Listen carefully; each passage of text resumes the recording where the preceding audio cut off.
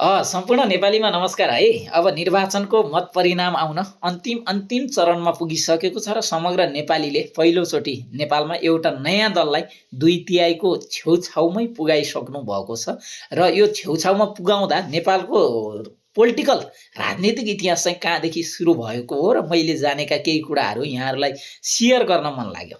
नेपालमा नेपालको इतिहासलाई पल्टाएर हेर्ने हो भने 2046 सालको जनआन्दोलनपछि नेपालमा बहुदलीय व्यवस्थाको सुरुवात भएको हो र बहुदलीय व्यवस्थाको सुरुवात भएर 2065 सालमा चाहिँ नेपालबाट राजालाई पठाइयो। त्यति बेला सायद हामी जन्मेका थियौँ या थिएनौँ, साना थियौँ। त्यति बेलाका केही हाम्रा अहिले शीर्ष हार्नुहुने नेताहरूको केही एकदम भाषणहरू भाइरल भएको अहिले पनि हामीले टिकटक, सामाजिक सञ्जाल, विभिन्न लेखहरूमा भेट्ने गर्छु र तीहरूमध्ये केही कुराहरू समेटेर मैले चाहिँ आज एउटा सानो कुरा लेखेको छु। यहाँहरू समक्ष त्यो चाहिँ सुनाउँछु है। त्यति बेला हाम्रा शीर्ष नेताहरूले चाहिँ के भन्थे भने हिजो एउटा नारा थियो, हिजो उहाँहरूको एउटा नारा थियो, राजा हटाऊ जनता ल्याऊ, राजा हटाऊ जनता ल्याऊ।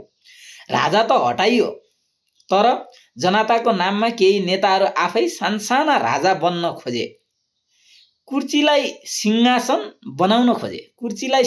बनाउन खोजे, पार्टीलाई दरबार बनाउन खोजे। तर जनतालाई भने 5 वर्षको एकचोटि मात्र सम्झिने पर्जा बनाए। राजा त हटाए, तर जनतालाई 5 वर्षको एकचोटि सम्झिने मात्रै पर्जा बनाए। उनीहरूलाई लाग्यो जनता भुल्छन्, जनता डराउँछन्, जनता बोल्दैनन्। तर आजको निर्वाचनको परिणामले के देखायो? जनता भुलेका रहेनछन्, जनता डराएका रहेनछन्, जनता मन नै बसेका रहेनछन्। मतपत्रमा आज एउटा व्यङ्ग्यात्मक तरिकाले सन्देश दिए, त्यो पुरानो दललाई एउटा व्यङ्ग्यात्मक शैलीले सन्देश दिए। राजा फालेर राजा बन्ने सपना देख्नेहरूलाई अब जनताले जागिसके, जनता पूर्ण हिसाबमा जागिसके।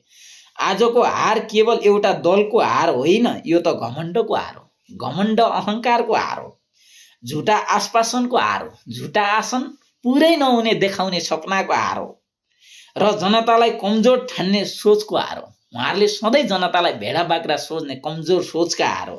याद राख्नुहोस्, सबैले याद राख्नुहोस्, नेपाल अब सिंहासन होइन, नेपालमा सिंहासन होइन, मतपत्रको शासन चल्छ। त्यसै ल्याएको लोकतन्त्र होइन। यहाँ सिंहासन राजा फालेर आफूलाई राजा महाराजा बनाएर दम्ब पलाएर नेपाली जनतालाई भेडा सोचेर कमजोर सोचेर हिँड्ने नेताहरूको होइन। अब मतपत्र बोल्ने हो। जनता भलै मुखले नबोल्छन्, तर कारणमा देखाउँछन्। जनताले हरेक एक भाषणको स्पष्ट लेखेर बसेका हुन्छन्। यहाँहरूलाई कस्तो लाग्यो? आफ्नो प्रतिक्रिया दिनु होला। हस्त, धन्यवाद।